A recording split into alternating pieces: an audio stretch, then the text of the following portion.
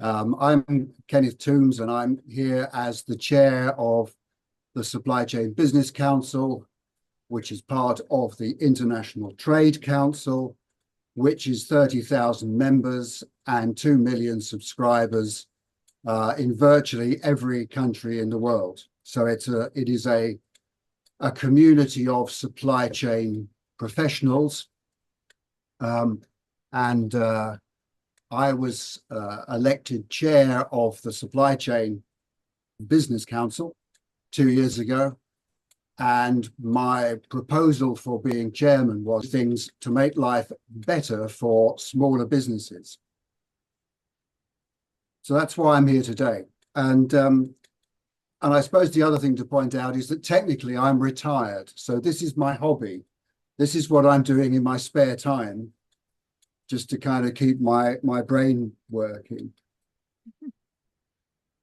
And I think I also have to give some thanks here to a few people. In this specific context, I have to thank Shashi Bhattarai and Louis Vargas for their help and observations over the last year, and listening to some of my rambling conversations as we talked about the challenges of actually making an artificial intelligence do something really quite difficult. And what we're talking about here is in business, I think, one of the most difficult problems, and that is, how do you evaluate, how do you assess the management systems which are used to run end-to-end supply chains from source to the customer? How do we manage and assess the governance, risks and controls that actually manage a business and help the board of directors, help the executives to implement their decisions and their choices into operational functions as part of their businesses? Management systems, governance, risk controls, continuing to grow in importance to business, especially smaller businesses, and yet we continue to use methods which were shaped 50 years ago.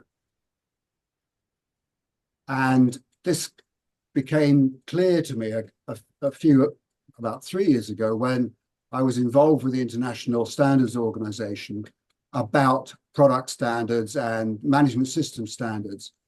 And we realized that actually there was a huge disconnect between corporate organizations and smaller businesses. So we set out to find ways of helping small businesses to build management systems, assess management systems, and improve management systems. And so what I'm talking about here is really what we've managed to achieve using an artificial intelligence, or using, in fact, several artificial intelligences. And this is the result of a year's work, which I've been sort of leading on and doing a lot of the hands-on work. And there's a group of about 20 people in the background who have contributed to that particular work. So what I want to do now is I'll go into my slides, but I think given the kind of audience we've got, I'm going to go through the first part of my slides very quickly, and I'm going to get to the kind of core of this. And at the core of it, and I've just pinned it up, I'm hoping, because I can't see, that you can see there, I've just printed some sheets up, and you've got the little columns. When you're actually evaluating an end-to-end supply chain or a complex management system, there are virtually everything to assess, and everything moves and everything changes from time to time. So I want to get right to the core and have opportunities for people to ask questions. So if I move on from my opening slide, the Supply Chain Business Council has created, if you like, a research group called the Supply Chain Excellence Assurance Service. And it's aimed very much for the stakeholders and the people who work with and operate smaller businesses. What we're effectively researching is how we can make AI assess management systems in a way that is usable and meaningful to both smaller and larger organizations. In fact, the idea is to make sure that they are comparable. One of the big problems is that a management system for a small business quite often does not relate to the management system of a big business. And about March of this year, March, April of this year, in going through our researches, I realized that the AHP as a method, going back to work I've done previously for the British government and basis right back into the 1990s, that the AHP was potentially a suitable method for carrying out these kind of assessments. The problem was that everything about AHP was all about making choices and decisions in the moment. Everything was generally focused on AHP at a point in time, decisions made at a point in time.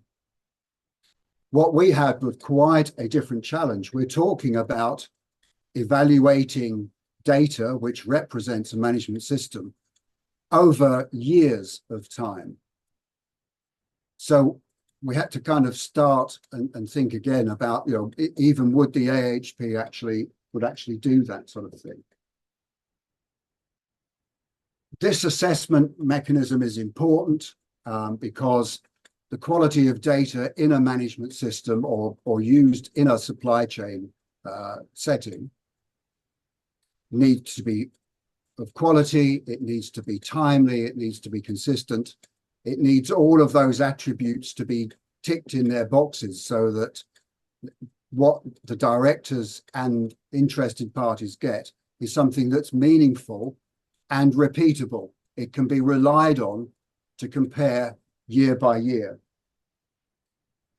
And that was driven by the fact that the compliance regimes for product standards, management system standards, regulations, statutes, case law, contract law, commercial law, you name it, all of this just seems to carry on getting more and more and more complicated. So we come down to the focus of this. It's all about a management system, governance, risks, controls, actions, incidents, vendor management, supplier management, sourcing, and so on and so on. It is about as complex as it gets in running any kind of business. And it's a major task. And the reason for putting the slide up there is, we're talking about typically thousands of data items which represent that management system. How do we do this? Well, the work was done across various countries. It was all done online, and it was all done using AI. Why was this work relevant? Well, because it applies across the whole life cycle, year by year by year, or month by month, or week by week, or day by day. You are dealing with a huge variety of time periods that you might need to work with. So why do we have those time periods? Because we can be talking about internal audit, external audit, and so on, right down to buyer due diligence when someone is buying or selling the whole business, not just the products and services that it manufactures. So what was our approach that we used in the end? Bearing in mind, we spent probably the first 4 months, I won't say floundering, but trying to reinvent our wheel. We tried very hard not to rely on legacy thinking too much. I mean, yeah, Valerio made the point, AHP has been around a long time. And in that sense, it is an old method, but it's a kind of method, particularly, I think, with the ANB, that is going to come of age in the future, because as we've found, AI has enabled us to do things with AHP and ANB that some individuals told us was going to be impossible. this is something that's say surprised us. And I've been in business 50 years. I'm heading towards 70 years of age. This to me is a game changer. This dramatically alters the ability of people with experience to work with and interact with highly complex business systems in a way that just wasn't possible before. I mean, my first exposure, if you can see this, was in 1988, doing work for the British government as a strategic consultant. This was when we first tentatively saw the ideas of artificial intelligence. And it's taken this long for it to come to fruition. And I think it's going to make a huge change to the way that we work in the future. Some key insights, bearing in mind I have another session tomorrow afternoon to talk about the mechanics, more of the mechanics about how we made it work. What we learned about using the AI was that actually there is no one method that is the best one. You have to mix and match it according to the tasks you're doing at the time. How do you talk to the AI? I concluded mostly that AI are actually autistic. In human terms, they're about the equivalent of someone who is mildly autistic. So we had to learn to talk to our AI, remembering it was autistic. We also found that most people, when they use the prompts associated with AIs, they tend to be a bit fluid, a bit abstract, not very precise. And that was one of the factors that affected how we got this thing to work. So what does this mean in practice? It means that we had the prompts, which everyone knows and understands, asking it to do something. And then we developed the idea of the method statement. And the method statement is, as you would understand in business, it is a statement that sets out a series of rules or practices or guidance for somebody to follow when they're doing a job. So we took this idea of the method statement and we built it and built it and built it so that it is actually capable of driving an AI. In this case, the AI is called Leonard, which is our own AI. It's based on ChatGPT. It is absolutely out of the box. There is no programming. And it has been sometimes mind expanding what this AI will give back to you. Also, to be fair, what we've had back has been an absolute load of gibberish on rare occasions. So we've had to develop this thinking about where do you use prompts, where do we use method statements, and then maybe we need to introduce the ideas of workflow or process management. Some things are done automatically, some things are done using a method statement. And that's partly to do with the fact that what we've created is a black box. It is an AI black box. We don't know what goes on inside it. So what we have to do is to check what it's doing as it does it. And that was fundamentally part of the attraction with going with the AHP as a methodology, because the consistency indexes that we can generate mean that we can use our method. And we can see to a large extent it is actually self-testing. So it means we've been able to say, well, in our black box, we're doing this and that.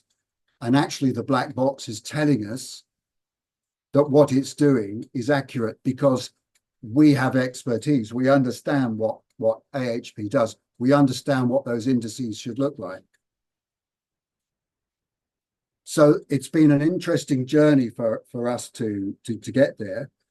And it's been really interesting to get our AI to make judgments and to validate its own judgments and then report on its judgments in a way that is meaningful and useful to the different tiers of people in the management structure of a business. And I'm gonna have to rely on you guys to keep me to time here because I can get quite carried away with this. We just we just used 2 minutes of your discussion time, but it is very interesting.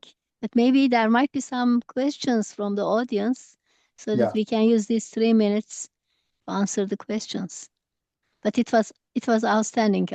Yeah, Mr. Thomas. Any questions from the audience? Now I'm what is checking chat box as well. If there's any question, maybe Miguel might ask a question. If he, I don't know if he is still in the audience. I didn't check it.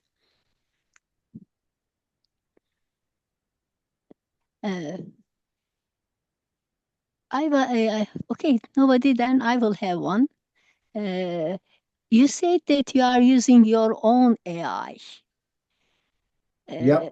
Could you tell us why you need it? And I hear from other companies as well. They are just saying we created our own AI and we are using. So, what was the reason? How does it compare? Right. One of the starting points for us was we tried to build our own AI with some people who are now down at Cardiff University, Mm-hmm. and it just didn't work. Mm-hmm. It was too resource intensive. It didn't fit with our goal of having a non-technical platform. So we then evaluated a whole load of AI platforms, Gemini and so on, and we ended up by using Anthropic Claude and ChatGPT. Mm-hmm. ChatGPT enabled us, through the way that it works, to actually, I won't say break the way it's supposed to work, but we found that we could actually get it to remember a lot more of what we were doing than actually people expect. And I will give you an example of how far that went, in that we've been working with our GPT platform, and we have two GPT platforms. One builds management systems and the other one assesses it, and this is the one that assesses it. Mm-hmm. So after we'd been doing all this work and we've been talking to it for a few months, I said, it's about time you had a character. So what character would you like to be? And it gave me some possibilities. So I said, imagine you're now looking at a Terry Pratchett book. Which character would you choose to be from a Terry Pratchett book? It said, oh, we're going to be Leonard of Quirm, which is a Terry Pratchett character. We then said, well, what do you look like? And this is what it drew. This is what the GPT imagined that it would look like, which is kind of a play on Leonardo da Vinci. Mm-hmm. What we realized that as we carried on working with it, up to a point, it got smarter. Then after a point, it actually became more stupid, dumb. It started to do simple things. It was over-optimized. We were trying to do too much with it. So actually, when I say we built our own AI, what I actually mean is we built Leonard by working with Leonard on ordinary ChatGPT. Yes, and it's one of the paid for versions of GPT, but there is no coding. There's nothing programmatic about it at all. Everything we've managed to do with the method statement, telling it what to do, is done using out-of-the-box ChatGPT. It's been amazing just what you can achieve with out-of-the-box ChatGPT.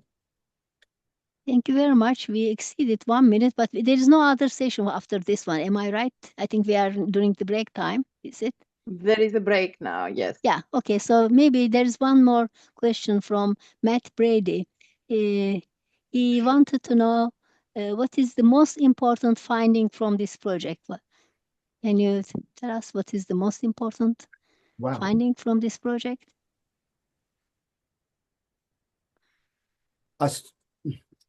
In the context of this conference, it was the fact we could get it to do AHP out of the box. I've just put the slide up that relates to it. We got it to do AHP out of the box. it prepared the data, and it made the judgments, and those judgments to us as we were testing seemed valid. And in fact, we ran an exercise using some limited live data, real world data, and it actually went through the process. And those were the consistency ratios that it generated. So although I understand AHP, the maths behind it kind of, no, I don't understand.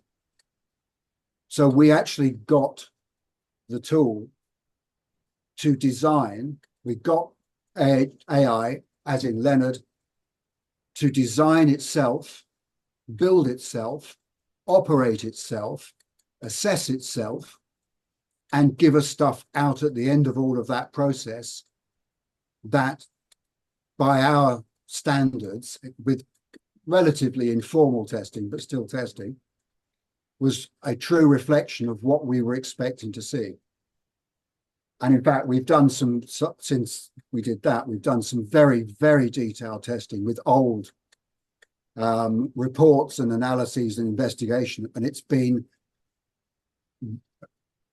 remarkably accurate about how it's reported and what it's been able to achieve. Thank you very much. Thank you. Ah, yes. Matt Brady. Sorry, Matt Brady thanks you as well. And I should say my slides should be available through the conference as well. Thank you very much. They are indeed along with the schedule. Thank you. Yeah.